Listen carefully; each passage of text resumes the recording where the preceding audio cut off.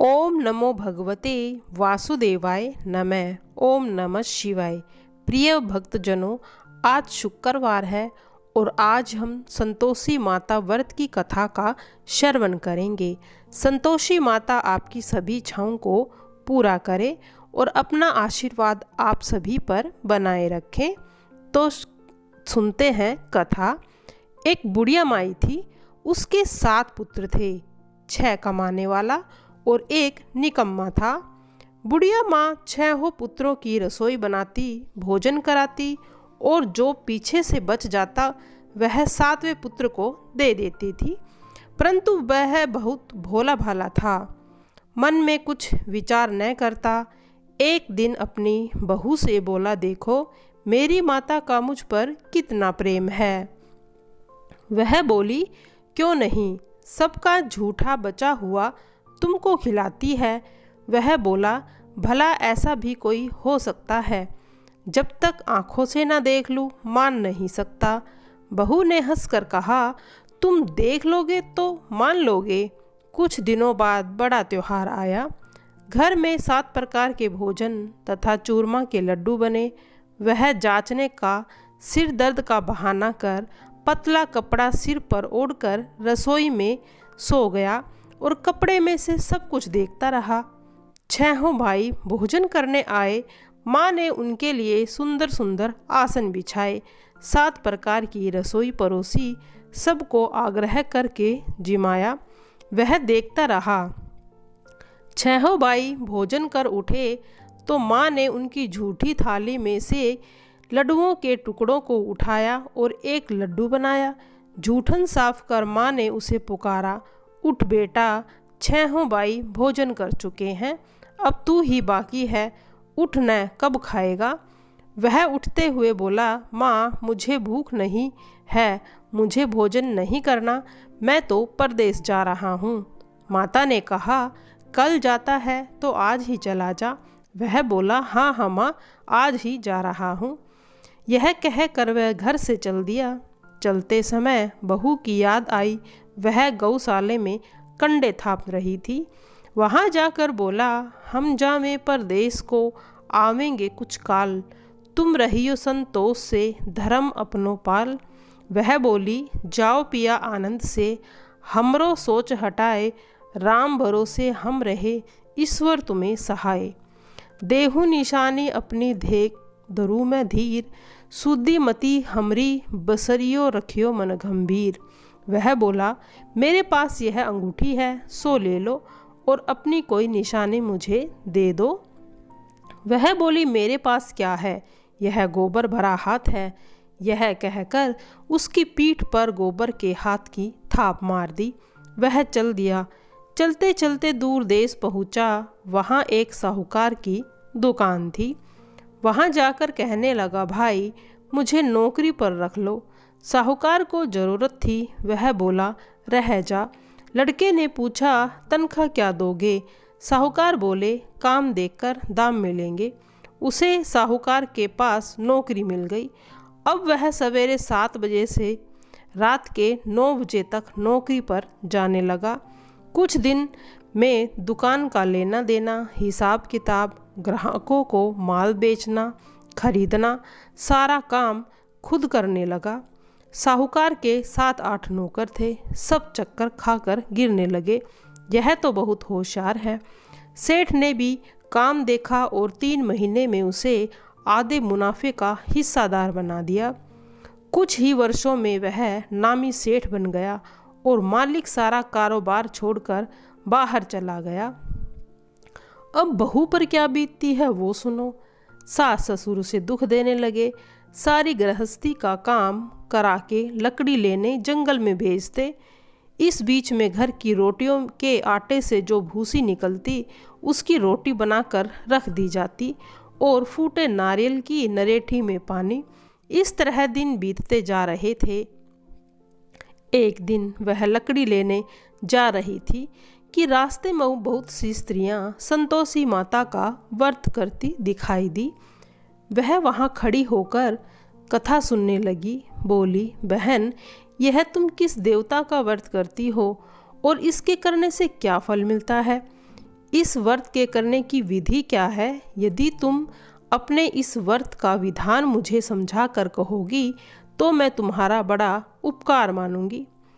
तब उनमें से एक स्त्री बोली, सुनो, यह संतोषी माता का व्रत है। इसको करने से निर्धनता, दरिद्रता का नाश होता है, लक्ष्मी आती है, मन की चिंताएं दूर होती है, घर में सुख होने से मन प्रसन्नता और शांति मिलती है, निपुत्र को पुत्र मिलता है, स्वामी बाहर गया हो तो जल्दी आवे, कुंवारी कन्याओं को मनपसंद वर मिले, राज दरबार में बहुत दिनों से मुकदमा चलता हो तो वो भी खत्म हो जावे, सुख शांति हो, घर में जमा धन हो, पैसा जायदाद का लाभ हो, रोग दूर हो जाए और मन में जो भी कामना हो वह संतोषी माता की कृपा से पूरी हो जाए, इसमें कोई संदेह नहीं है। वह पूछने लगी, यह व्रत कैसे किया जावे, यह भी बताओ तो बड़ी कृपा होगी। स्त्री कहने लगी, 1.25 आने का गुड़ चना लेकर, इच्छा हो तो 5.25 आने रुपये का सहूलियत के अनुसार लेना, बिना परेशानी श्रद्धा और प्रेम से जितना बन सके सवाए लेना, हर शुक्रवार को निराहार रहकर कथा सुनना, इसके बीच का नियम न टूटे, लगातार नियम का पालन करना, सुनने वाला कोई ना हो तो घर पर घी का दीपक जलाकर उसके आगे जल के पात्र को रखकर कथा कहना, परंतु नियम न टूटे, जब तक कार्य सिद्ध न हो नियम का पालन करना और सिद्ध हो जाने पर कार्य व्रत का उद्यापन करना। 3 मास में माता फल को पूरा कर देती है। अगर खोटे कर्म हो तो माता उसके काम को पूरे होने में 3 वर्ष भी लगा देती है। उद्यापन में 2.5 सेर का आटा का खाजा तथा इस परिणाम से खीर और चने का साग करना, 8 लड़कों को भोजन कराना, जहाँ तक मिले देवर जेठ भाई बंधु कुटुंब के ले आना और ना मिले तो पड़ोसियों के लड़के को बुलाकर उन्हें भोजन करा यथाशक्ति दक्षिणा दे। माता का नियम पूरा करना, उस दिन घर में कोई खटाई न खाए, ये जरूर ध्यान रखना। यह सुन बुढ़िया के लड़के की बहू वहाँ से चल दी, रास्ते में लकड़ी के बोझ को बेच दिया और उन पैसों से गुड़ चना ले लिया। माता की व्रत की तैयारी में चलने लगी, सामने मंदिर देखा, पूछने लगी, यह किसका मंदिर है? सब कहने लगे, संतोषी माता का मंदिर है। यह सुन मंदिर में जा माता के चरणों में लौटने लगी, दीनहीन होकर विनती करने लगी, माँ, मैं निपट अज्ञानी, व्रत के नियम को नहीं जानती हूँ, मैं बहुत दुखी हूँ, हे माता जगजननी, मेरा दुख दूर करो, मैं तेरी शरण में आई हूँ। माता को दया आई। एक शुक्रवार बीता था, दूसरे शुक्रवार को उसके पति का पत्र आया, तीसरे को भेजा हुआ पैसा आया। यह देख जेठानी मुंह सुकड़ाने लगी, बच्चे ताने देने लगे, काकी पत्र आने लगे हैं, रुपया आने लगा, अब तो काकी की खातिर बढ़ेगी, अब तो काकी बुलाने से भी नहीं बोलेगी। बेचारी सरलता से कहती है, भैया पत्र आवे रुपये आवे, हम सब के लिए अच्छा है। ऐसा कहकर आंखों में आंसू भरकर माता के मंदिर में जा मातेश्वरी के चरणों में गिरकर रोने लगी, माँ, मैंने तुमसे पैसा नहीं मांगा, मुझे पैसे नहीं बल्कि अपना सुहाग चाहिए, मैं तो अपने स्वामी के दर्शन और सेवा मांगती हूँ। तब माता ने प्रसन्न होकर कहा, जा बेटी, तेरा पति आएगा। यह सुन खुश होकर जाकर घर पर काम करने लगी। तब संतोषी माता ने विचार किया, इस भोली पुत्री को मैंने कह तो दिया है तेरा पति आएगा, पर आएगा कहाँ से? वह तो उसे स्वप्न में भी याद नहीं करता, उसे याद दिलाने के लिए तो मुझे स्वयं ही जाना पड़ेगा। इस तरह माता बुढ़िया के बेटे के पास जा स्वप्न में प्रकट हो कहने लगी, साहूकार के बेटे, सोता है या जागता है? वह बोला, माता, सोता भी नहीं हूँ, जागता भी नहीं हूँ, बीच में ही हूँ। माँ, कहो क्या आज्ञा है? माता बोली, पुत्र, तेरी स्त्री बहुत कष्ट में है, तेरे माता पिता उसे दुख दे रहे हैं, वह तेरे लिए तरस रही है, तू उसकी सुध ले। वह बोला, हाँ माता, यह तो मुझे मालूम है, परंतु जाऊं कैसे? परदेश की बात है, लेन देन का कोई हिसाब नहीं है। कुछ समझ में नहीं पड़ता कि कैसे जाऊं। माँ कहने लगी, मेरी बात मान, सवेरे नहा धोकर माता का नाम ले, घी का दीपक जला, दंडवत कर दुकान पर जाकर बैठ। सांझ होते होते धन का ढेर लग जाएगा। जब सवेरे बहुत जल्दी उठा तो उसने लोगों से अपने सपने की बात कही तो उसकी बात अनसुनी करके खिल्ली उड़ाने लगे। कहीं सपने भी सच होते हैं। एक बूढ़ा बोला, देख भाई, मेरी बात मान, इस तरह साच झूठ करने के बदले देवता ने जैसा कहा है वैसा करने में तेरा क्या जाता है। उस बूढ़े की बात मान नहा धोकर संतोषी माता को दंडवत प्रणाम कर घी का दीपक जला दुकान पर जा बैठा। थोड़ी देर में क्या देखता है, देने वाले तो रुपया लाए और लेने वाले हिसाब लेने लगे। कोठे में भरे सामानों का खरीदार नकद दामों में सौदा करने लगे। शाम तक धन का ढेर लग गया।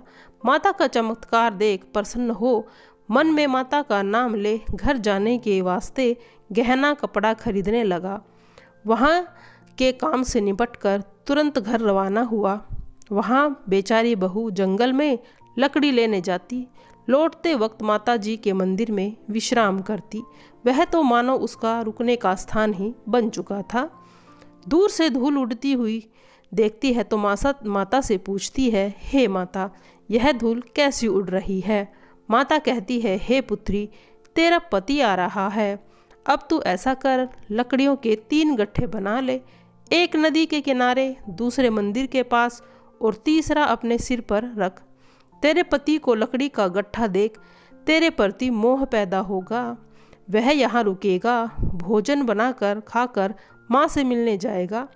तब तू लकड़ी का गट्ठा उठाकर और बीच चौक में लकड़ी का गट्ठा डालकर 3 आवाज़ जोर से लगाना, लो सासू जी, लकड़ी का गट्ठा, भूसे की रोटी दो, नारियल के खोपरे में पानी दो, आज मेहमान कौन आया है। माँ की बात सुनकर वह बोली, अच्छा माता, कहकर प्रसन्न हो वह लकड़ियों के 3 गट्ठे ले आई। एक नदी पर, एक माता के मंदिर पर रख दिया। इतने में एक मुसाफिर आ पहुंचा। सूखी लकड़ी देखकर उसकी इच्छा हुई कि वहां पर रुककर विश्राम करे। भोजन बनाकर खा पीकर गांव को गया। इस प्रकार भोजन बना विश्राम कर वह गांव को चला गया। सबसे प्रेम से मिला। उसी समय बहू सिर पर लकड़ी का गट्ठा लिए आती है। लकड़ी का बोझा आंगन में डालकर जोर से 3 आवाज़ लगाती है, लो सासू जी, लकड़ी का गट्ठा, भूसी की रोटी दो, नारियल के खोपड़े में पानी दो, आज मेहमान कौन आया है। यह सुनकर सास बाहर आ अपने दिए हुए कष्टों को भुलाने हेतु कहती है, बहू ऐसा क्यों कहती है, तेरा ही तो पति आया है। आ बैठ, मीठा भात खा, भोजन कर, कपड़े गहने पहन। इतने में आवाज़ सुनकर उसका पति बाहर आता है और अंगूठी को देखकर व्याकुल हो पूछता है, माँ यह कौन है। माँ कहती है, बेटा यह तेरी बहू है। 12 वर्ष हो गए हैं जब से तू गया है, तब से सारे गांव में जानवर की तरह भटकती फिरती है। घर का काम काज तो कुछ करती नहीं, 4 समय आकर खा जाती है।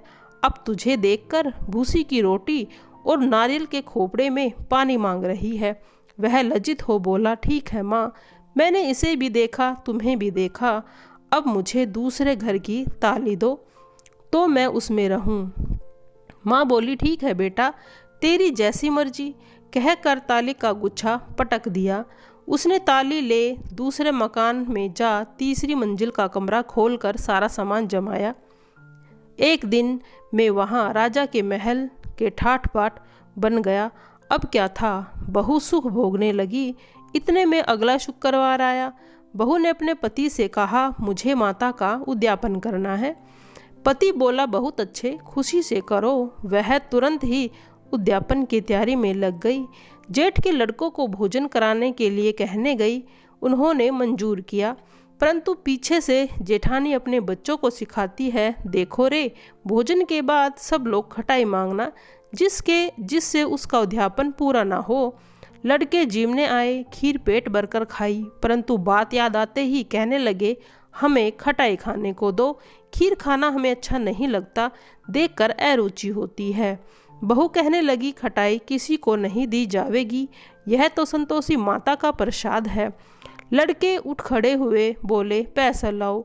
भोली बहू कुछ जानती नहीं थी, सो उन्हें पैसे दे दिए। लड़के उसी समय उठ कर इमली खाने लगे। यह देखकर बहू पर माता ने कोप किया। राजा के दूत उसके पति को पकड़ कर ले गए।